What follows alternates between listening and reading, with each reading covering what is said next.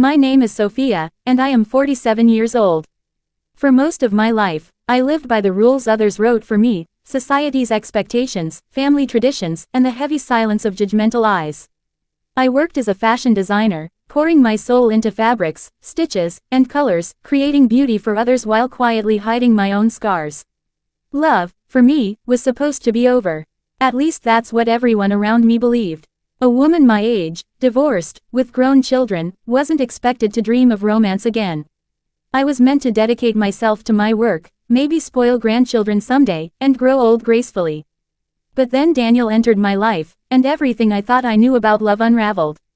Daniel was 29, young, vibrant, full of ideas about life and passion that reminded me of my younger self. He wasn't just handsome, he was kind, thoughtful, and he saw me, really saw me, in a way no man had in years. We met at a fashion show where he worked as a photographer. His camera lens followed my designs with precision, but when he turned it toward me, I felt something electric. He didn't look at me like I was too old. He looked at me like I was timeless. At first, I resisted. I told myself it was just friendship, admiration, maybe a little flirtation to feed my tired ego. But soon, coffee meetings turned into late-night conversations, and laughter blurred into stolen glances. One evening, after helping me carry heavy fabrics into my studio, Daniel brushed my hand. The spark was undeniable. We both froze, then smiled, as though the universe had just whispered the truth neither of us dared to say aloud. We fell in love, but love, in my world, was never allowed to be simple. The whispers began almost immediately.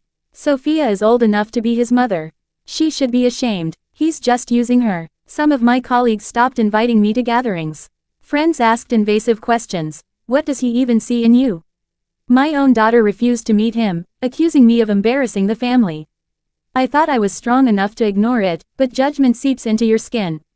At times, I lay awake at night, staring at Daniel asleep beside me, wondering if maybe everyone was right. Maybe I was selfish. Maybe I didn't deserve this love. One evening, I told him we should end it. My voice cracked as I said the words, "Daniel, I can't drag you into this storm. You deserve someone younger, someone society will accept." He looked at me with such intensity that tears burned my eyes. "Sophia," he said, "I didn't fall in love with society. I fell in love with you. If the world doesn't understand that, let them talk. I'm not leaving." His words broke me open. I realized love doesn't belong to a certain age, a certain shape, or a certain rule written by strangers. Love is love, and ours was real. Still, the tests kept coming. My daughter stopped speaking to me for months. At family dinners, my siblings would throw subtle insults. "Enjoy your fling while it lasts," my brother once said, laughing cruelly. At work, I overheard younger designers whispering that I was desperate for attention. But through it all, Daniel stood firm. He attended shows with me, held my hand in public, and refused to hide. When reporters asked about our age gap, he answered confidently, "She's the most incredible woman I've ever met." That's all that matters. Slowly, I started to find my courage too. I poured my emotions into my designs. My next collection wasn't just fabric and thread, it was a story of strength, resilience, and the courage to love freely.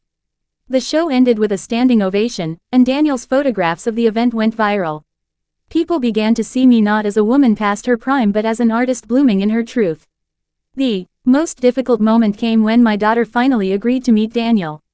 She walked into my apartment with folded arms, her face hardened with disapproval. But Daniel, instead of trying to win her over with charm, simply listened. He spoke to her with respect, acknowledging her fears, assuring her that he wasn't replacing her father, but that he loved me deeply.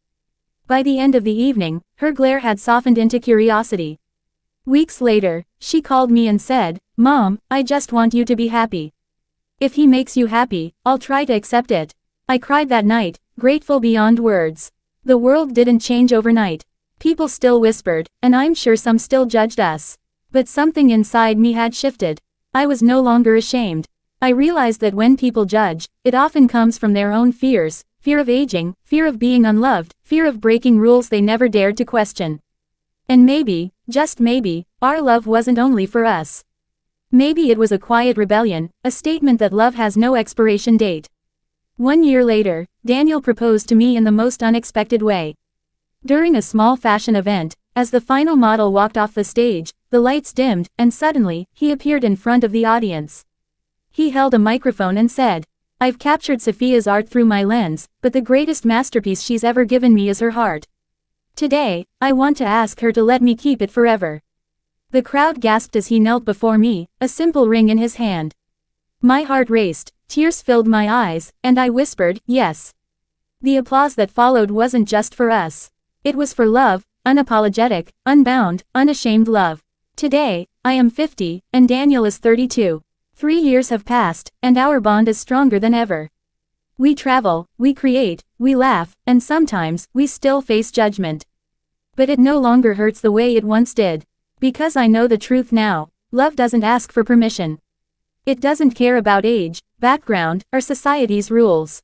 It simply exists, fierce and undeniable. And as long as Daniel and I have each other, we will keep walking proudly, hand in hand, proving that love, real love, can never be judged into silence.